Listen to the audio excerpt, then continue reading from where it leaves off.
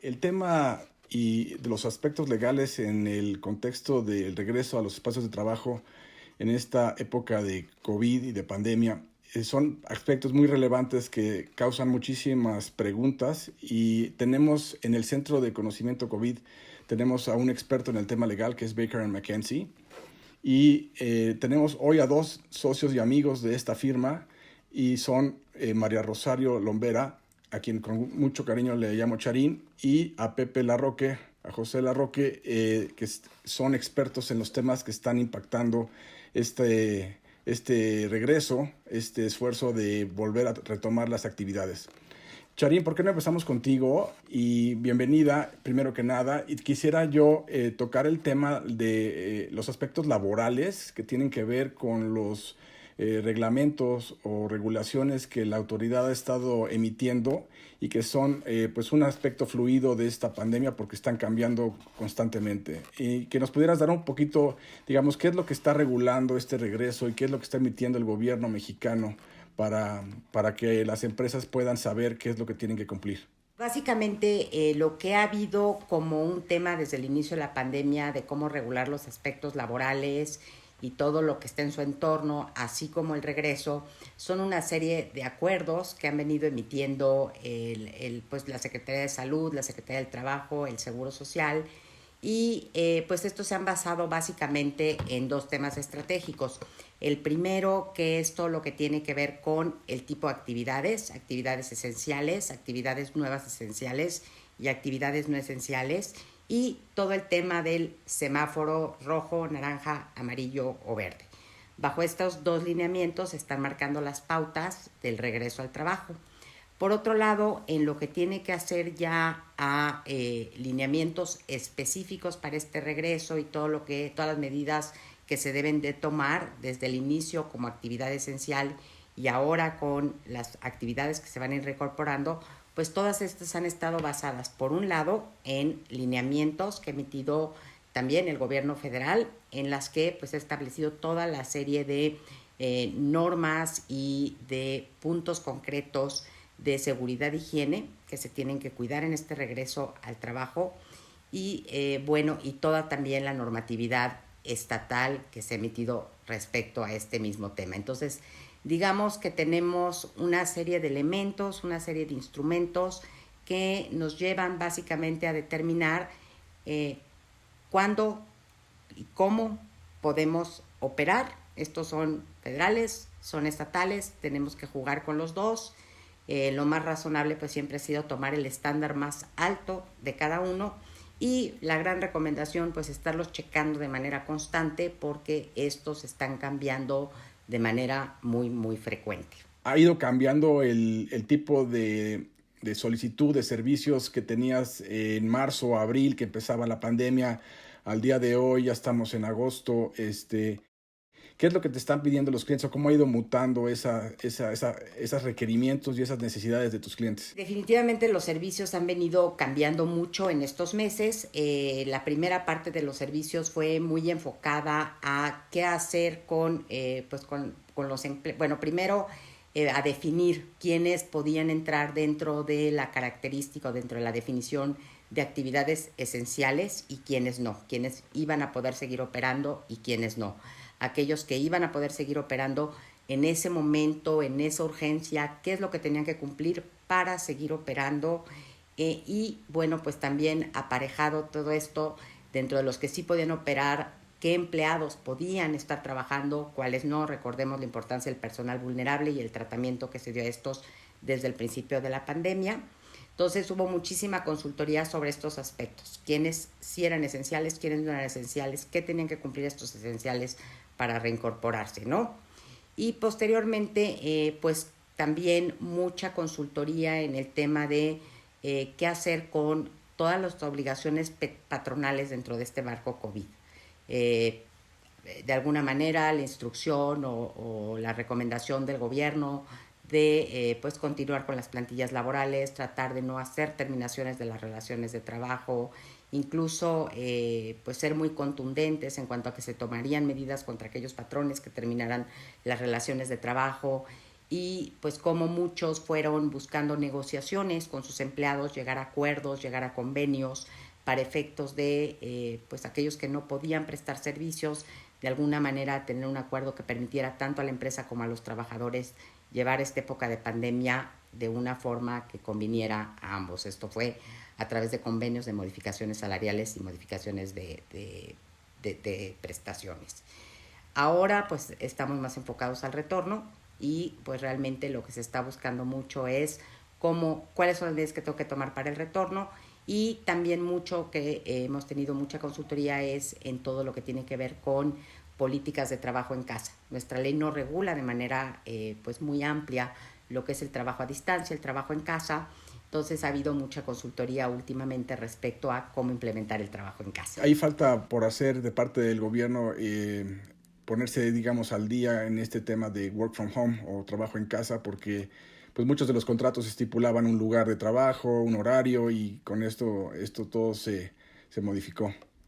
La Ley Federal del Trabajo únicamente te establece una definición de lo que considera trabajo a distancia. Básicamente en esta definición pues se habla de que es el trabajo que se hace fuera del centro de trabajo, ya sea en el lugar que elige el trabajador o en su propio domicilio, y que se puede llevar a través de los medios de telecomunicación. Te establece una serie de obligaciones, la ley en vigor, que pues de alguna manera no están muy acordes a la realidad. Básicamente te requieren un registro ante la Secretaría del Trabajo, te requieren un libro de control, pero básicamente pues no son obligaciones que estén pues alineadas con la realidad. Ahorita, durante el COVID, lo que hizo la Secretaría del Trabajo fue emitir una guía estableciendo lineamientos específicos para el trabajo en casa dentro del contexto COVID, en el que recomienda a ambas partes, patrones y trabajadores, el establecer la forma en que se va a llevar a cabo el trabajo en casa, digamos, en un acuerdo entre las partes, en un convenio específico. Por otro lado, esta pandemia pues también ha suscitado o ha hecho más evidente la necesidad de legislar más a profundidad y más a detalle todo el tema de trabajo en casa, y en este sentido tenemos hoy varias potenciales reformas a la Ley Federal del Trabajo en materia de trabajo en casa. De ellas, digamos que la más amplia viene a ser la que presentó el Partido Acción Nacional, que está hoy ya en discusión, y que pues prevé básicamente el que existe un acuerdo muy claro entre patrones y trabajadores cómo se va a llevar esta condición de trabajo en casa, el que se establezca una norma oficial que amplíe una serie de detalles sobre estas obligaciones, y que realmente yo creo que es una buena potencial reforma, porque al mismo tiempo que da mucha flexibilidad, deja muy bien cubiertos todos los aspectos relevantes del trabajo en casa. Sí, vamos a ver cómo vienen estas nuevas reformas. Y Pepe, tú estando en San Diego, estás viendo, digamos, un poquito de los dos mundos, ¿no? Lo que está sucediendo en Estados Unidos, por una parte, y también estás como socio experto en el tema inmobiliario, en la firma, viendo lo que está sucediendo en México, y muchísimas de las peticiones de tus clientes deben de ser en cuanto a las rentas, los contratos. ¿Qué nos puedes comentar de lo que está afectando o lo que ya afectó esta crisis y este stop a las actividades económicas? ¿Qué es lo que te están preguntando tus clientes constantemente? Porque tengo varios amigos que me han preguntado si pueden aducir, por ejemplo, las rentas o el hecho del COVID o de la pandemia como un act of God, o un evento que los haga poder recurrir a hacer esta reclamación y decir: yo no tengo por qué pagar renta porque esto está fuera de mi control y nadie lo pudo haber visualizado o previsto. Son realmente muy distintas las legislaciones. En Estados Unidos tienes el derecho común, en México tienes el derecho civil, que gran parte de esto está legislado en los códigos civiles de nuestros estados, y se contempla precisamente el caso de caso fortuito o de fuerza mayor. Además de esto, hablando de México desde luego, además de esto, pues tienes decretos, acuerdos que se han emitido a nivel federal, que se han emitido a nivel estatal, en algunos casos hasta a nivel municipal, que también inciden en cómo opera esto. Han habido estados, como es el caso de Baja California, que han modificado un artículo expresamente estableciendo que se presenta caso fortuito de fuerza mayor. Y esto, pues digo, es una cosa que debe uno tomar en cuenta. Entonces, sí hay una posibilidad en México de invocar, desde luego, el caso fortuito, la fuerza mayor, como consecuencia de la pandemia. En otros casos es más claro. El tema se empieza a poner un poquito más complejo cuando tratas los temas de uso, de qué tanto acceso. A veces hay casos en los que tienes muy poco acceso, pero aún así acceso. Y pues todo esto presenta distintas situaciones que pues ahorita no tienes un tribunal que te lo esté resolviendo. Lo que nosotros hemos recomendado a nuestros clientes es, lo primero, tener un acercamiento con sus arrendadores, platicar un poco de cuál es la situación de los arrendadores, porque ellos también están pasando por una situación difícil, sobre todo en los aspectos financieros. Muchos de los créditos o muchos de los arrendamientos pues forman parte de garantías en contratos de crédito. Con esos créditos pues se han construido centros comerciales, edificios, de todo. Entonces, pues hasta cierto punto ellos también tienen un deber de liquidez. Entonces, lo que nosotros hemos recomendado es primero tener una conversación, porque al final del día todos estamos juntos en esto. ¿Sí? No es tu culpa, es mi culpa. Digo, al final del día, un arrendador necesita a sus inquilinos y los inquilinos necesitan tener un sitio de donde pueda sobrevivir su negocio. Y pues obviamente como arrendador quieres a un inquilino que esté saludable, fuerte, y del lado contrario pues también quieres a un arrendador que puede operar el edificio, que tiene los recursos, etcétera, ¿no? Entonces sí tienes esta situación. En Estados Unidos es distinto. En Estados Unidos tiene que estar expresamente contemplado en los contratos la alusión al caso de fuerza mayor y muy detallado. Entonces, en esos casos aún no ha habido muchas resoluciones que se hayan emitido en relación al caso fortuito, fuerza mayor, pero casi como regla general no es algo que puedes invocar. Sin embargo, también lo que hemos visto es que los arrendadores se han acercado a sus inquilinos. Desde luego tienen sus categorías.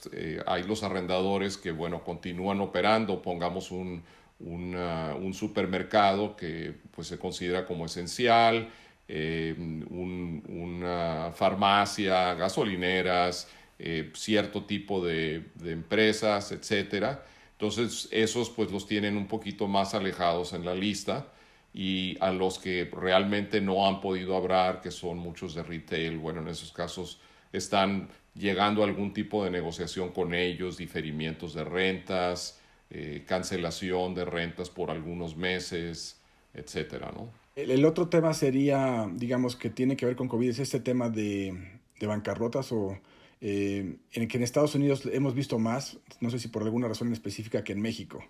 Y en México, bueno, sabemos de algunas empresas que se acogieron a ese recurso para poder continuar sus operaciones. ¿Y ustedes están viendo algún tema de bancarrotas también que se haya incrementado y el manejo de estos clientes, de sus requerimientos legales para poder continuar operaciones? Es reestructura e insolvencia, lo que en Estados Unidos se conoce mucho como Restructuring and Insolvency, y más el acrónimo de R&I.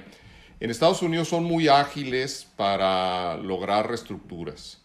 Rápidamente hay mecanismos que están establecidos. Puedes hacer un filing con el estado con quien tengas más relación. Típicamente van a ser Nueva York o Delaware, aunque hay otros estados, en donde haces tu filing por Chapter 11, que es un concurso mercantil y es la primera fase de suspensión de pagos.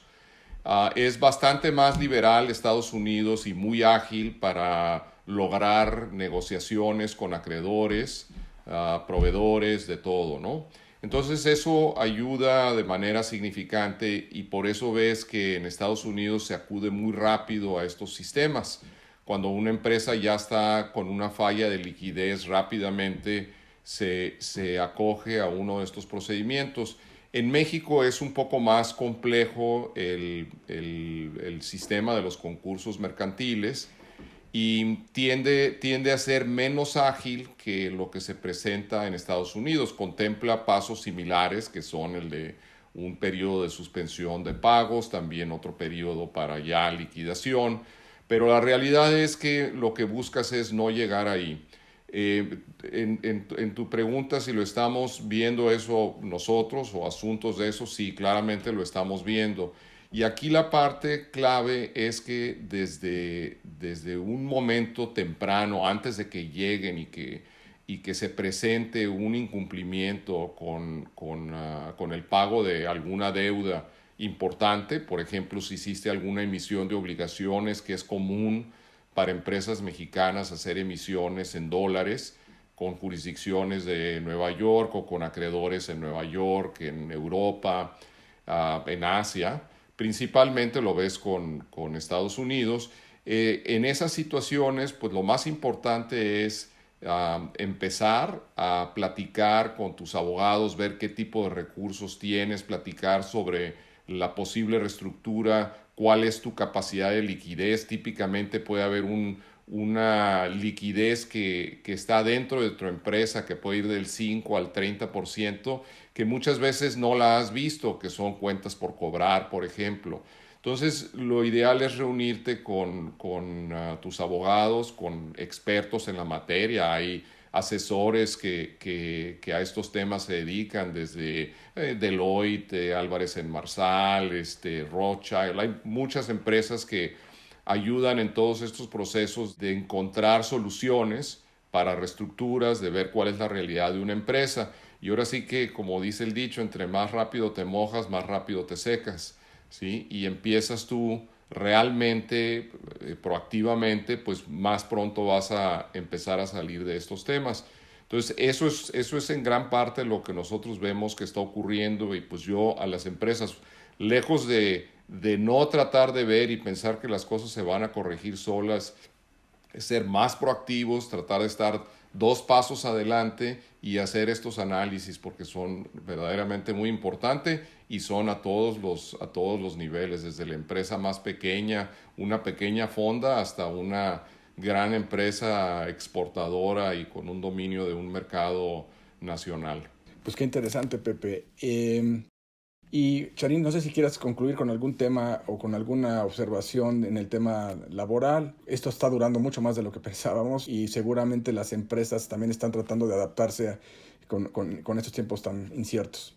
De esperar que esto termine pronto, que pronto todos nos podamos reincorporar a trabajar, que no tenga una afectación tan grave como la que estamos viendo, y que en breve pues veamos cambiar este semáforo de naranja a amarillo, que nos permita ya regresar a nuestras actividades normales. Digo, muchos tenemos la fortuna de poder trabajar desde casa, pero evidentemente no todo el mundo, y mientras que estemos en esta situación, pues vamos a tener una afectación grave a la economía. Realmente esperar que pronto podamos reincorporarnos con todas las medidas necesarias, pero reincorporarnos a nuestras actividades para que todo vuelva a funcionar. Yo lo dejaría con esa nota positiva. Les agradezco a ambos su participación en esta charla, y por supuesto en el Centro de Conocimiento COVID, que ha sido muy valiosa su intervención y su colaboración. Les agradezco a ambos y les mando un saludo.